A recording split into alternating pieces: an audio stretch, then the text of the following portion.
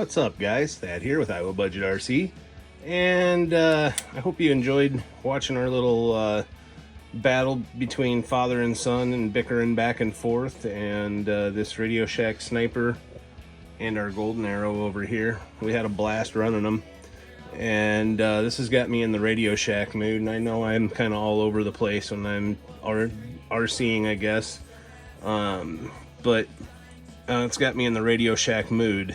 And so I've got another red classic here from Radio Shack, and there it is, the Red Arrow. So this one, obviously it really needs rear tires, but we're not going to put tires on it because we don't have any, so it's going to have slicks. But these things got the V12 in the back, and I got a driver in there that could be painted, but I'm not going to take it apart unless I can find some decals, because it's pretty clear these are in pretty bad shape, but that's okay.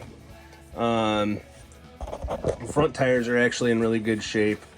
The front spoiler on this thing, the back spoiler, everything is nice and solid with it. Let's see, these have these two little switches you push forward to take the body off, which is really neat, and just a little clamping system right there. So this is where the servo goes. The battery actually mounts under here, and then some of the electronics are in here. These have a monoshock. They don't work the greatest. They're very, very stiff. And then they've got a 540 motor. So what I've got is a Dumbo receiver, one of the MG 990 servos. Can't go stock, so we're gonna go with a it's upside down, torque tuned on this one. And then we've got Hobby Wing 1060 with the Tamiya plug-ins on it, so that will work. So yeah, we're going to put this Red Arrow together, and it shouldn't take too long. I might actually think about running it first with the stock motor and then seeing how it does against, say, the Golden Arrow with the Sport Tune, and then maybe we'll put the torque tuned in it, but that is to be determined. Hey, I also got to give a shout out to Paul over at Right Place and Mike over at Building Velocity RC. They're doing their 2025 run to 100 with the 1/12th and 1/14th, like WL Toys and Rolarlo and Amarillo buggies and stuff like that. And I actually have my Amarillo, and we're going to, it needs a motor, so we're gonna probably do a brushless setup in that and make it see what we can do with it anyway.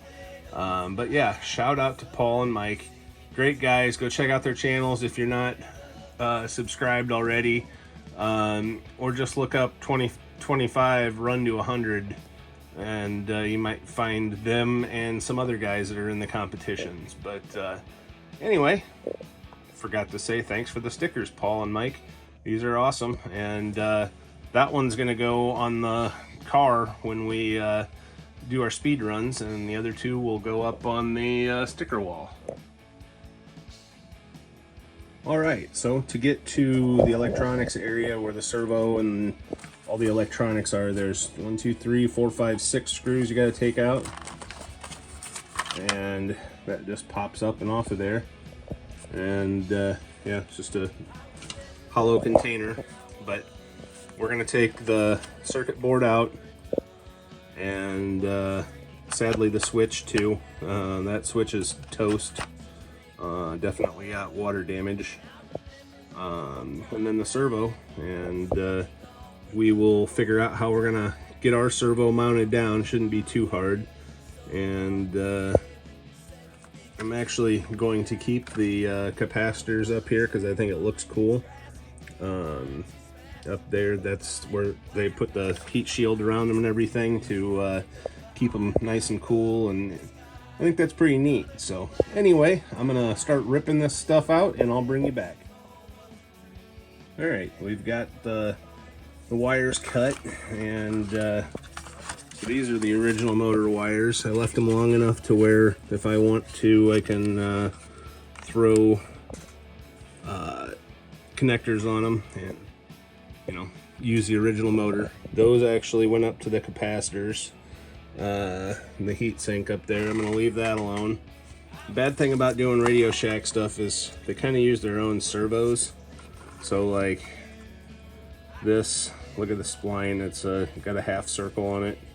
So you can't use regular like Futaba style servos, unfortunately. But I think if I play my cards right, I can just lay a servo in there, have the servo saver holding it on, and then this should clamp it down. I think.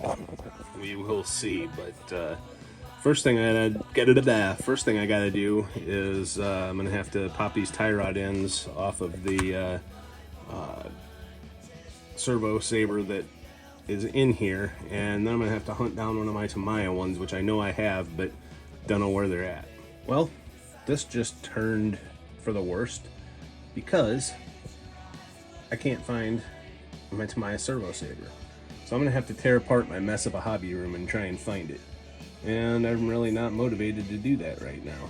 But I also found that this spindle, focus, this A-arm up here is broken behind the rod. I don't think it's gonna affect it. I think it'll still steer fine, but there'll be no jumping this one. Which is fine with me because I don't really like jumping vintage old plastic like this. Just like driving them. So anyway, yeah, I'm gonna have to find the servo saver before I can go any farther. Alright, so I'm switching gears on this thing. I'm gonna go ahead and take the motor out here. So in order to do that, you gotta pull the wheel off because otherwise you can't get to it. And these are very similar to Tamiya pieces, but they are not. And you cannot use anything but these on the Red Arrow because of the way that it is. It's because on the other side there's a spacer on the inside and the way it comes out. So anyway, I'm gonna go ahead and get this motor pulled, and there ain't nothing wrong with this motor. We're gonna keep it around, but it's gonna get the faster motor for sure. All right, so we're back on the Red Arrow, and thanks to Luke and a few others, I know what I gotta do here. So I gotta pull this transmission case half off, which is no big deal, just a few screws, and then behind that there is screws that hold the motor in. And also I want to apologize if you can't hardly hear me. I spent the night in the hospital, and I've got fluid on my lungs, so I'm short on breath and short on voice. So anyway, all right, so here's the inside of a Red Arrow gear case, and it's got the bevel gear on here. It's all very similar to Tamiya stuff. The Golden Arrow is pretty much exactly like a Hornet on the inside, but the Red Arrow is a little bit different, but it's still very familiar. It's almost Blackfoot-ish, like the way the gears and stuff are. So I'll pull this stuff out of there. I thought it was these two screws here that held the motor in, and I still think it was those two screws, but I still can't pop the motor out. So I don't know what the hell I'm doing wrong here, but I'm gonna pop these gears out. I want to put a little grease on things anyway, so that will not hurt anything at all. All right, got it out of there. Just had some sand and dirt and stuff holding it in there, so just had to give it a little Armstrong strength and pull the thing out. I don't really think there's anything wrong with this motor, although it does sound kind of like there's sand and dirt in it. So it's got this brass pinion on here. I'm gonna have to see if I can get that off, or find a pinion in my stash that will match this. But other than that, I'm just gonna throw a little bit of grease in here, and not much of it, but just enough, And yeah, that will be throw that back together, and that's a relief off of having to completely tear this thing down, which I really didn't want to do because this is just supposed to be a quick conversion. Now I'm out of breath, so I gotta take a break. All right, we got fire going. I can't find my little tiny torch, my little handheld torch, so I'm using my propane torch here, and I'm gonna try popping that off of there without ruining the thing, and we'll see what happens. Success. Got it off. Landed on my bench and melted it. But that's okay. So now I'm going to heat it up again slightly and slide it onto the torque tuned, and it's going to have to stick out, oh, just a hair, but it'll be fine. All right, we've had a victory. So now I'm going to put a little grease on these pieces and put the rear end back together. Never mind my messy bench. I work in a mess down here. So guess I don't have to order any pinions yet. I may have to for the other project that I've got going on, but we'll see.